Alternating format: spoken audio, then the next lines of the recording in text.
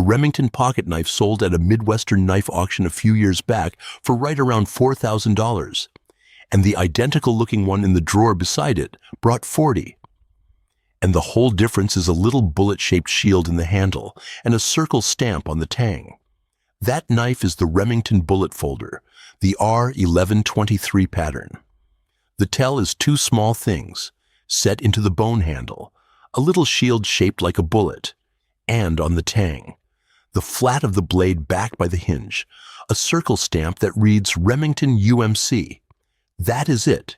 That shield and that stamp are the entire gap between a fortune and a few bucks on a knife most folks would drop in a drawer without a second look. So here is what we are doing. 10 old pocket knives people never look at twice, and the 10-second marker that tells a fortune from pocket change. I will count them up, number by number, to the strangest one at the top, and every one of them comes down to the same move. You turn it over and read the tang before you do anything else. Go pull that old knife out of the drawer right now and keep it in your hand. You are going to want to turn it over in about 10 seconds. Number 1. The case jackknife, the tested era, roughly the 1920s to 1940. Case made a mountain of these, and most are worth loose change. But turn the blade to the tang and read the stamp. If it says case tested, XX curved in an arc, not the later pattern with USA and the little dots under it, you are holding the earlier maker, and that changes everything. Read the tang. If those letters curve in an arc, stop and look again. That is the early one. A common case runs $20 to $60 all day long. But a clean tested era Stag Stockman, good bone, tight blades, the arc stamp still sharp. Those have realized well into the several hundreds at the specialist sales. Same brand, same shape. The arc is the money. Number 2, the Winchester Folding Hunter. Yes, that Winchester. For a stretch they put their name on knives, and the good years are the ones you want. Turn it over. The tang should read Winchester over made in USA, and it has to be the real early form, before 1942. Miss that period stamp, and you have got a later piece, and later means common. The early stamp is the whole ball game. Number 3, the Marble Safety Folding Hunter. This one has a trick built into it, a patent safety hinge that locks the big blade so it cannot fold back on your fingers. Look for the stamp Marble's Gladstone Mike. A working one, carried and used, sits down low. But a clean early example, still in its box, has crossed $1,000 at auction. And here is the thing I am going to keep saying, so hear it once now. Do not clean it. That gray patina on the blade and that old worn edge, that is most of the money. A man with a wire brush and good intentions has ended more values than rust ever did. You wipe a knife bright, you have wiped the money right off it. So keep them coming, because the next one is a different animal. Number 4 does not hide its value in a stamp you have to squint at. It hides it in a sound. There is a button on the side of it, and whether a little spring still snaps that blade open, hard and clean, is the difference between the mid-hundreds and nothing at all. Press that button and listen. A good one throws the flat ground blade open with a hard, clean snap. That little sound is the money. The tang tells you the rest. Turn it over and read it slow. Schrade cut, co-Walden. When that button spring still cracks the blade out like a whip, one of these push-button autos has realized into the mid-hundreds at completed sales. But let the spring go soft. Let the button push and nothing happen, and you have a tired old folder that flops open like a gate on a bad hinge. Same knife. Dead spring. And the money walks out the door with it. Number 4's done. Number 5 is the one that gets people. It got me too, the first time, and by then I had already handled more folders than I could count. 2 K-bar folding hunters, lying across the workbench under the lamp, both worn soft from 40 years riding in somebody's pocket. Both the same long shape, down to the curve of the blade and the wear on the bolster. Pick one up, then the other. Same weight in the hand. Each one rocks open with the same tired little sigh. This is where you slow down. This is where the money is won or lost, right here at the table, and most people give it about 2 seconds.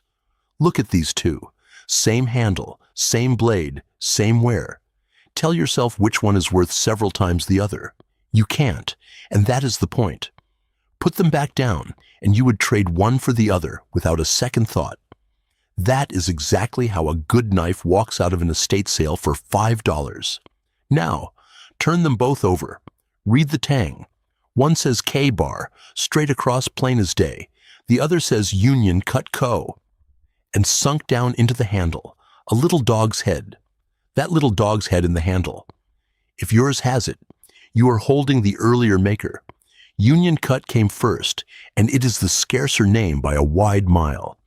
And here is the part that stings.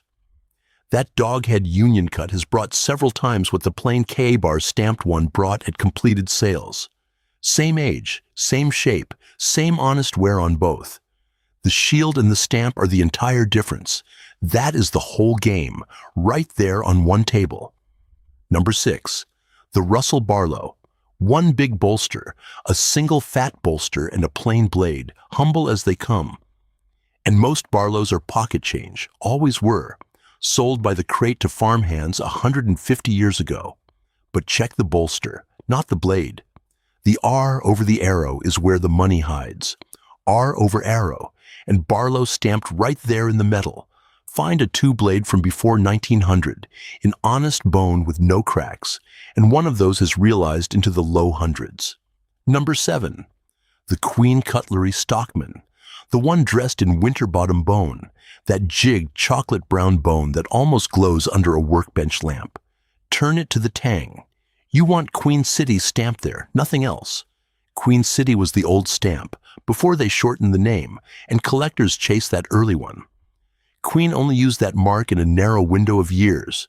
Wrong tang, wrong window, and it is a common stockman no matter how pretty the bone. And that is the thread running under every one of these. Condition, the snap of the spring, and an unbroken shield decide almost everything. Crack that dog's head, or take a buffing wheel to a blade, and any knife on this table drops straight to the common figure. The few dollars, not the few hundred. So far, every tell has been something you can feel with a thumbnail or spot clear across the room. A stamp, a shield, a snap. The next one isn't. The next tell is an etch on the master blade, so faint most people wipe right past it and never know. A ghost of a word. And that ghost is the whole difference between the Robeson worth chasing and the one worth nothing at all. Quick aside before we get to that Union Cut dog head, because it's the whole point. Everything separating the $4,000 knife from the $4 one lives in a tiny stamp you'd walk right past. That's exactly what rusty gold is. Earl Hutchins' 40 years of knowing which mark, which patent number, which shield actually moves the price, every call backed by a real auction result. If there's an old tool in your shed, this tells you what it's truly worth before you sell it for nothing. Links in the description. Now back to that pair on the table. So, tilt it under a lamp and read slow. Number 8 is the Robeson Sure Edge, and the whole knife hangs on one word etched down the master blade, Robeson Rochester. Not stamped deep into the tang like the others, etched, shallow, into the steel of the blade itself, worn light after decades in a pocket, but still there if you catch the angle. Hold it under the workbench light and turn it slow. That faint word is either there or it isn't, and if someone buffed it off, so is the value. A polished blade is a blank blade. Wipe that ghost away, and you have erased the one thing that names the maker. A worn one with the etch still readable has brought real money at cutlery sales. A bright, clean one that used to be a Robeson is worth the steel and nothing more. Number 9. This one you have probably never heard of, and that is exactly why the right collectors quietly chase it. The Napanock Knife Company. Small outfit, made knives up in New York. Gone a long time now.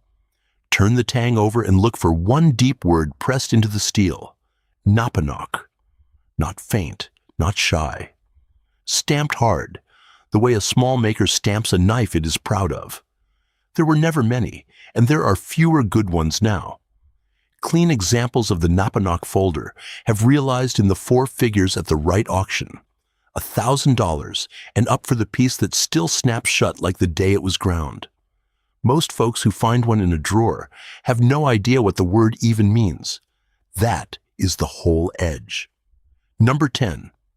The strangest one, and I saved it for last on purpose. Picture a plain folding knife, decent blade, nothing loud about it. You would drop it in the drawer with the rest and never think twice. Then you turn the tang over. And it does not read a cutlery maker at all. It reads Tiffany & Company. The blade was ground by a cutlery firm, the way it always was. Tiffany did not forge knives, but the piece carries the Tiffany & Company retailer stamp right there on the tang, the same house that sells the diamonds. Read the tang one more time. If it says Tiffany & Company, you are not holding a pocket knife anymore. One of those crossed the block at a New York auction house for several $1,000s. A folding knife from a drawer, all because of one name on the steel, Now. Before you go tearing the house apart hunting for a Tiffany knife, sit down for the part nobody likes. The top figure is always the exception. Always.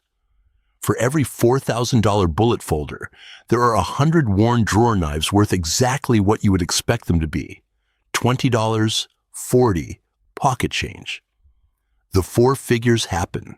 They just happen to the one clean piece in 1,000, and condition, the snap of the spring, and an unbroken shield decide almost all of it.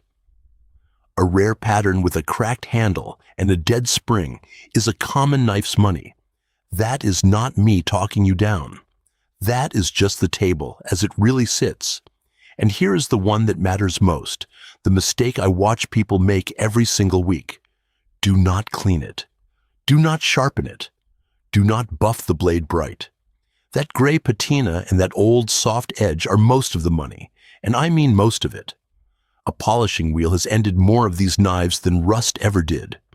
I once watched a man take a wire wheel to a stag stockman and wipe out $300 in about 40 seconds, grinning the whole time. Sure, he was helping. He was not. The dull gray is the age, and the age is the value. Leave it alone. So, the next time you are standing at that drawer with a handful of old folders, do one thing before anything else. Turn the knife over and read the tang. Read the stamp, the shield, the etch. Read it before you reach for a cloth, before you lay an edge to a stone, before you decide it is junk. That little mark is the whole story. The fortune and the few bucks live in the same handle, and the tang is where they split. Tell me in the comments what is actually sitting in your drawer, the maker, and where the stamp sits on the tang. I read them. Next time, we walk out to the shed and open the tackle box. The old fishing reel's worth more than the boat.